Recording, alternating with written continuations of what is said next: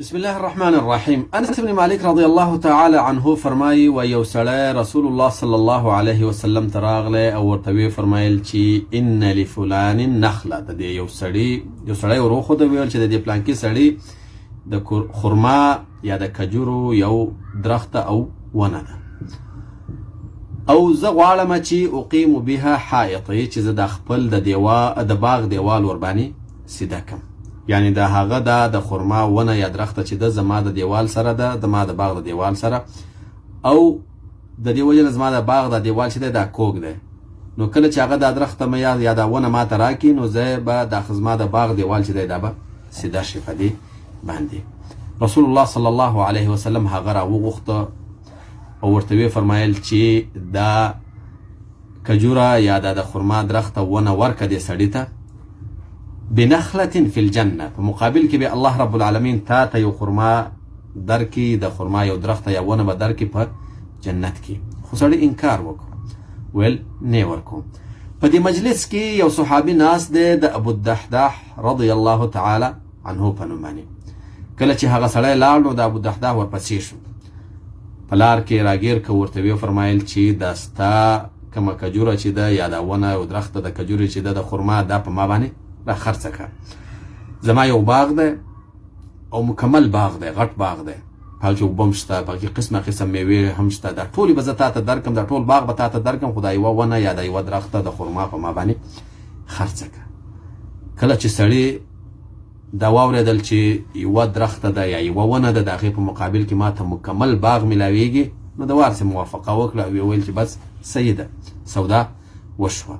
ابو الدحداح رضی الله تعالی عنه رسول الله صلی الله علیه وسلم ته واپس راغلی، ورته ویې فرمایل چې ای د الله رسوله، هغه ونه یا هغه درخته د خرما ما د هغه سړي نه واخیستل او سودا مې ورسره وکړه، نو هغه بل سړي ته اوس دا ونه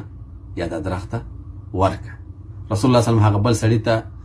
هغه یې راوغوښته او هغه ته یې دا درخته ورکه، ورته ویې ویل چې اوس ته خپل د باغ دیوال ورباندې سیده کړه. رسول الله صلی الله علیه وسلم وفرمایل وكم من عذق رداح لأبي دحداح في الجنة، ډیر ګونګوري یا بچکان کم چې کساسو فکر د انګورو یا د خرما او د کجورو کم ګونګوري چې په هغې پسې خرما نښتي، نو وایي دا ډیر درانه ګونګوري د ابو الدحداح دپاره شته په جنت کې. مطلب دا چې ابو الدحداح په دې یوه ونه باندې یا په دې یوه درخته باندې خپل د ځان دپاره په جنت کې ځای یقیني که او هلته د ځان دپاره ونې او درختې پیدا کړي. ابو الدحداح رضی الله تعالی عنه چې کله دا خبره واورېده ډېر زیات خوشحاله شو او روان شو خپل د باغ په طرف باندې. غټ باغ کم چې سودا کړی و، هلته یې ښځه ناسته ده په باغ کې، هغه ته وفرمایل چې اخرجي، وځه د دې باغ نه نور. هغه ویل ولې؟ ویل ځکه چې د دې باغ سودا ما وکړه په یوه ونه یا په یوه درخته د کجورې باندې چې هغه به په جنت کې. ستاسو څه فکر دی چې ښځې بیا څه ورته ویلي؟ ښځې ورته وفرمایل چې رابح البیع، دا خو دې ډېره ګټوره او ډېره فایدهمنه سودا کړې ده، ډېره ګټوره او ډېره فایدهمنه سودا دې کړې. سبحان الله، کله چې دا حدیث سړی وایي نو د دې نه څو فایدې را اخیستل کېدای شي. اوله فایده یې دا ده چې د صحابو همت ته وګوره، خپل ټول مال ورکوي خو د دې دپاره چې په جنت کې د ځان دپاره یو ځای یقیني کړي. او دا له څه کوي د ابوالدحداح همت ته به هله یو څه به حیران نشي کله چې د ښځې همت ته وګورې چې د هغې سره څومره غټ همت و. ښځې عام طور ډېرې حریصې نسبتا د سړو نه، خو چې کله خپلې ښځې هغې ته تشجیع ورکړه او هغه ته وویله چې دا دې ډېره ګټوره سودا کړې ده او ډېره فایدهمنه سودا دې کړې، نو سړی ورته حیران شي چې د صحابو نران او ښځې څومره د غټ همت والا وي. او دویمه فایده یې پکې دا ده، د دې حدیث نه دا فایده استنباط کېږي چې کله چا یو شی درنه غوښته، لارې درنه غوښتل یا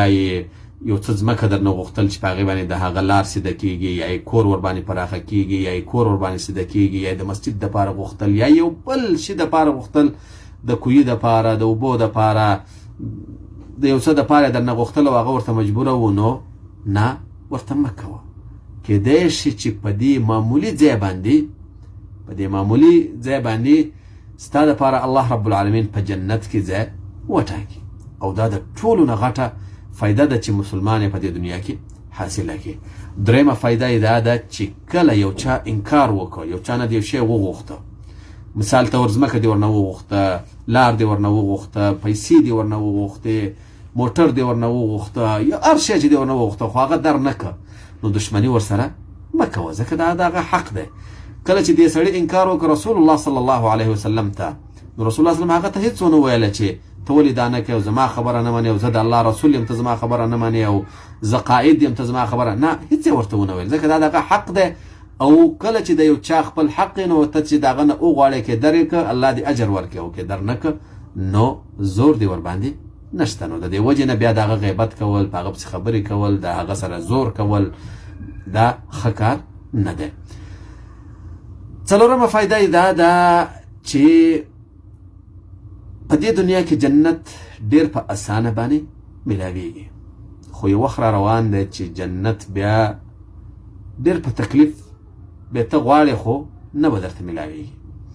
ابو تحتاح باندې هم دا زندګي تېره شوه، په ښځه باندې هم دا زندګي تېره شوه، دا کم سړي چې دا ونه او دا درخته ور نه کړه په هغه باندې هم دا زندګي تېره شوه، خو ګټه چا وکړه؟ ابو تحتاح وکړه. پنځمه فایده یې دا ده چې ظاهري به کله کله تا ته یو شی تاوان ښکاري، خو په حقیقت کې هغه ډېره ګټه یې، خاص کر چې د الله رب العالمین د رضا دپاره یې. صحیح ده په ظاهره کې دغه سړي د یوې درختې والا ډېره غټه ګټه وکړه، ځکه یو باغ مکمل د یوې درختې یا د یوې ونې په مقابل کې دا ډېره زیاته ګټه ده،